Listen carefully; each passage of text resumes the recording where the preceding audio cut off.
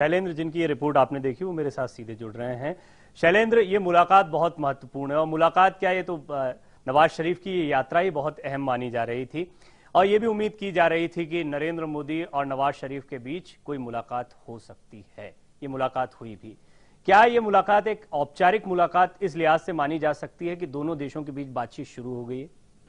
देखिए प्रवीण जी, इस मुलाकात ने एक तरीके से होने वाली बातचीत का एक ट्रैक बिछा दिया है कि आने वाले समय में भारत और पाकिस्तान के बीच कैसे बातचीत का पूरा रोड मैप आगे बढ़ेगा। नरेंद्र मोदी की सरकार भारत में और नवाज शरीफ की सरकार पाकिस्तान में आखिर दोनों देशों के मसलों को कैसे सॉल्व करेगी और कैसे इन प्रत्येक मुद्दे पर बातचीत होगी। आज उसका रोड मैप एक तरीके से तैयार हो गया है। अब उस रूट पर हमें चलना है, वो चाहे वो इंडियन फॉरेन पॉलिसी को चलना है और वो पाकिस्तान फॉरेन पॉलिसी को चलना है। और इस पॉलिसी का जो इम्प्लीमेंटेशन है वो पूरी तरह से भारत का जो विदेश मंत्रालय है उसके हाथ में रहेगा और पाकिस्तान के विदेश मंत्रालय के हाथ में रहेगा, क्योंकि बहुत जल्द ही दोनों प्रधानमंत्री इस बात पर एग्री हो गए हैं कि दोनों देशों के फॉरेन सेक्रेटरी मुलाकात करेंगे और मुलाकात करने के बाद जिन जिन मुद्दों पर बातचीत होनी है और जिन जिन मुद्दों पर दोनों देशों के बीच में तनाव है, उन मुद्दों पर जो है बहस, उन मुद्दों को रेखांकित किया जाएगा और उन पर बातचीत की जाएगी। और उसके बाद जो है विदेश मंत्री जो है वो जाएंगी और वहां के विदेश मंत्री यहां पर आएंगे और उसके बाद भारत के प्रधानमंत्री का दौरा भी पाकिस्तान होगा।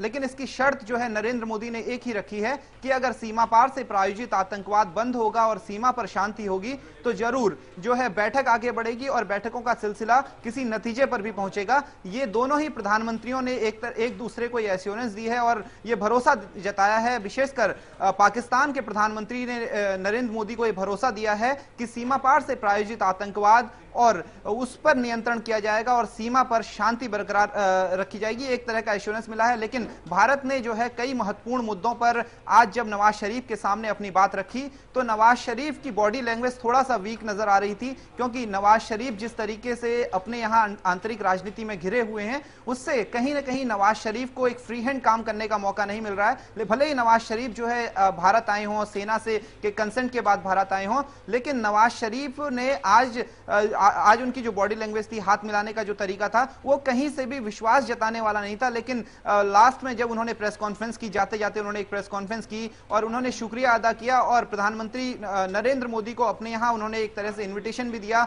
और जो हमारे फॉरेन सेक्रेटरी हैं वो एक तरीके का रोड मैप बनाए, उन्होंने इस बात पर भी एग्री किया। अब देखना होगा कि नवाज शरीफ और नरेंद्र मोदी की मुलाकात आगे क्या रंग दिखाती है, लेकिन फिलहाल एक तरीके का रोड मैप हम बनाने की एक प्रक्रिया में एक पहला कदम इसको कह सकते हैं। जी प्रवीण जी, 26/11 के दोषियों पर कोई कार्रवाई हो, साथ ही साथ सीमा पर आतंकवाद को खत्म किया जाए, इसमें पाकिस्तान मदद करे, ये भारत की तरफ से अपेक्षाएं थी। पाकिस्तान की क्या अपेक्षाएं रही इस मीटिंग में? देखिए पाकिस्तान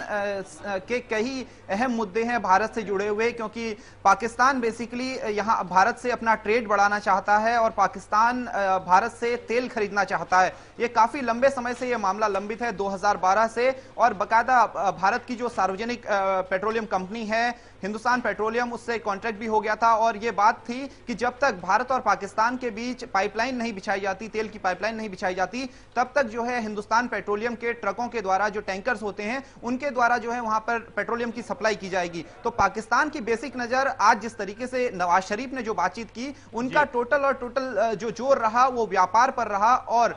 वो कहते हैं कि अगर पूरे रीजन, साउथ एशिया रीजन में और विशेषकर भारत और पाकिस्तान के बीच शांति रहती है, पाकिस्तान और भारत के रिश्तों की जब बात होती है तो पाकिस्तान ये जानता है कि उसके व्यवसाय, उसकी इकोनॉमी के लिए भारत से अच्छे संबंध कितने महत्वपूर्ण हैं। बहुत बहुत शुक्रिया आपका शैलेंद्र इस पूरी जानकारी के लिए।